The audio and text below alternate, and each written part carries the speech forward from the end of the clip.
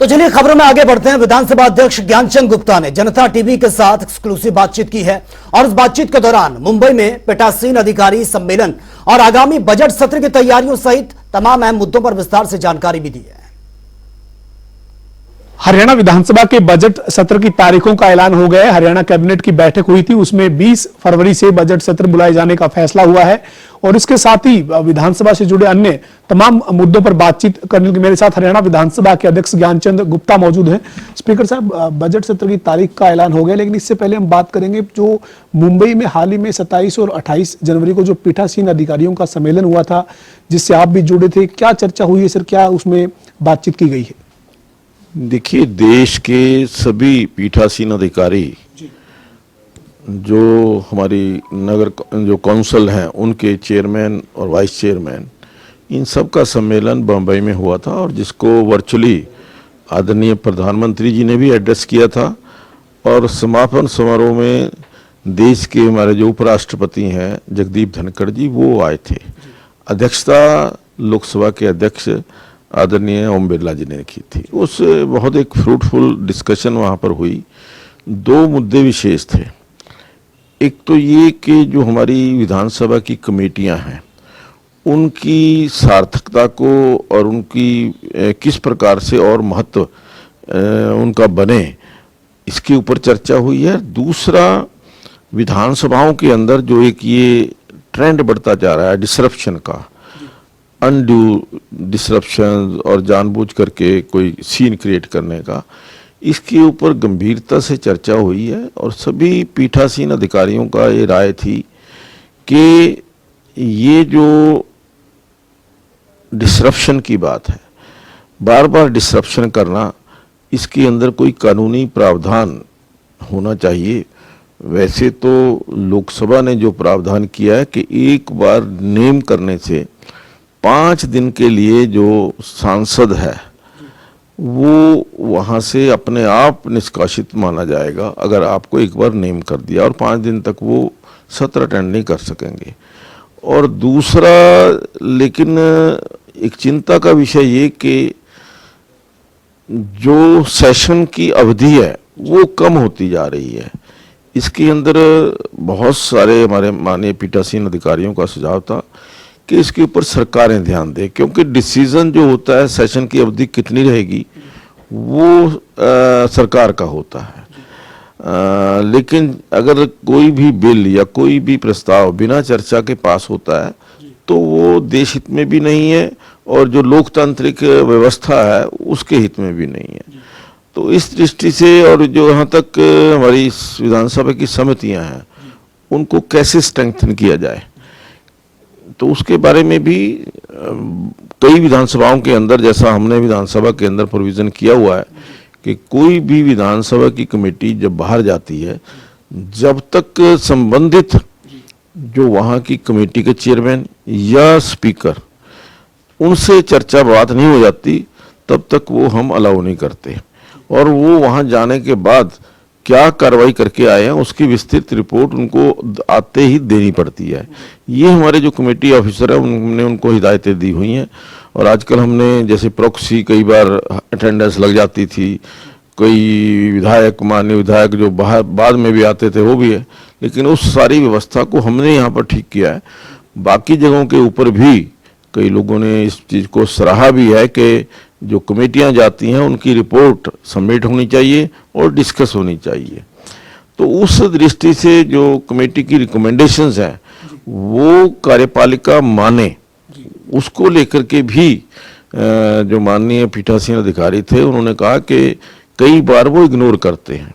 लेकिन हमने यहाँ व्यवस्था जो की है कि जो प्रोटोकॉल कमेटी बनाई है या जो हमारी प्रिविलेज कमेटी है, इन दोनों कमेटीज़ के अंदर हम उसका संज्ञान लेते भी हैं, क्योंकि ये जो कमेटियां फॉर्म की गई हैं ये मिनी हाउस हम इसको कहते हैं, and these committees has been constituted by the house itself.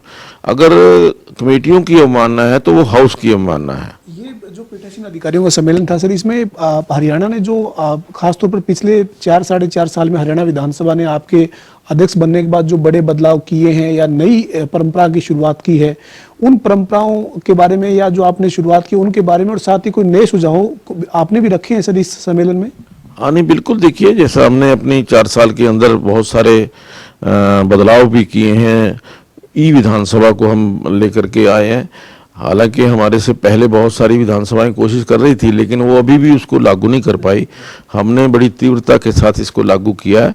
और ये जो एक चीज़ वन नेशन वन पोर्टल की बात वहाँ पर आदरणीय लोकसभा अध्यक्ष ने भी की कि सभी विधानसभाओं को लोकसभा के साथ जुड़ना चाहिए, और जब तक वो ई विधानसभा नहीं बनेगी तब तक वो नहीं जुड़ पाएंगी।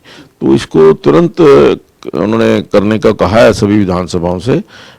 लेकिन हमारी विधानसभा क्योंकि पहले से ही ई विधानसभा है, हम उसके लिए तैयार हैं।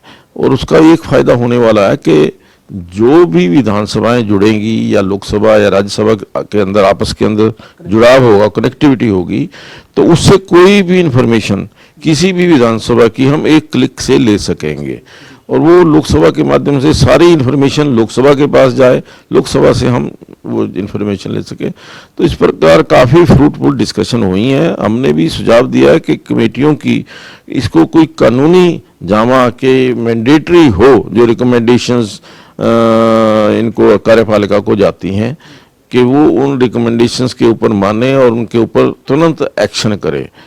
और कई बार जो अपने आप को असहाय फील करती हैं कमेटियां, तो उनको वो करने की आवश्यकता नहीं रहेगी अगर आप थोड़ा सा स्ट्रांग होकर के, क्योंकि ये हमारी विधायक जिम्मेवारी है।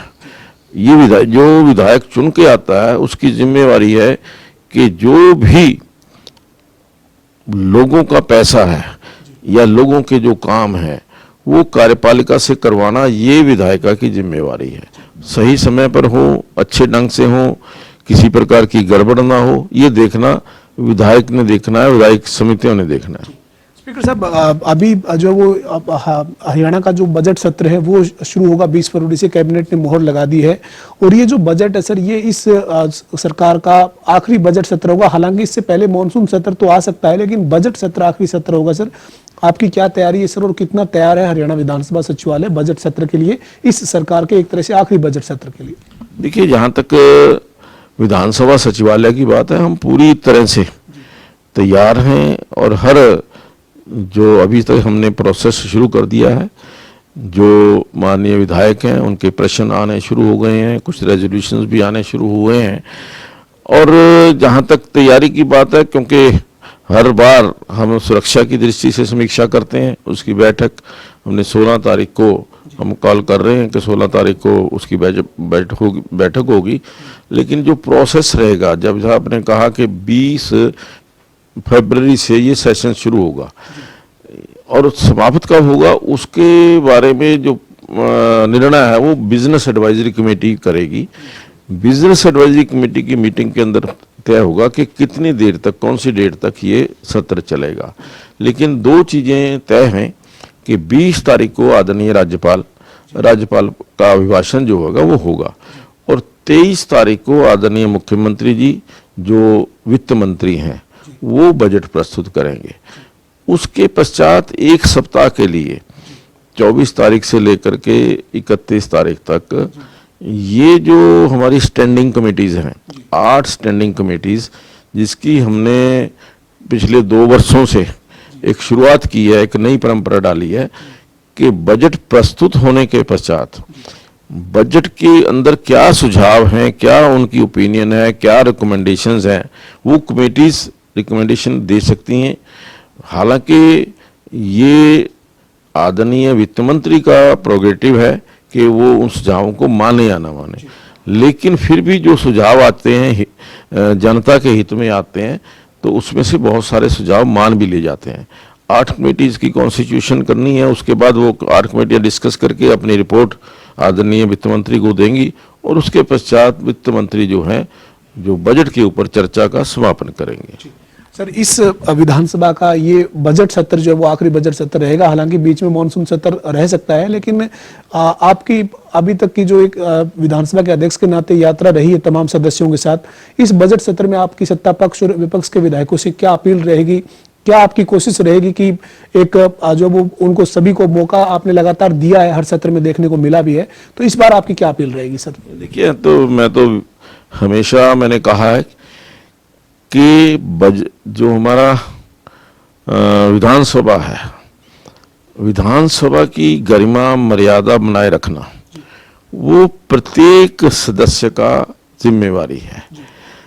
सदन का मान सम्मान बना रहे, सदन की मर्यादा बनी रहे, सदन के अंदर कोई अनवांटेड जो है शोर शराबा ना हो, व्यवधान ना हो। अपनी बात चर्चा करनी है, जरूर करें, उसके लिए पर्याप्त समय है। और मैंने फिर कहा है कि समय जितना चाहे मैं देने के लिए तैयार हूं।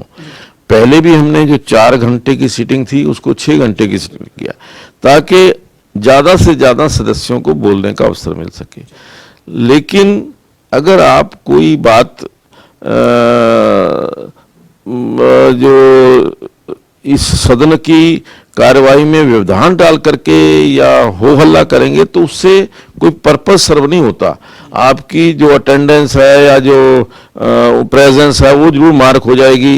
कई मेरे माननीय सदस्यों का, मैं किसी विशेष की बात नहीं करता, कि अपनी प्रेजेंस शो करने के लिए भी इस प्रकार का व्यवहार वहां विधानसभा के अंदर रहता है। मेरा उन सब से अपील है कि वो अपनी प्रेजेंस अच्छे ढंग से शो करें।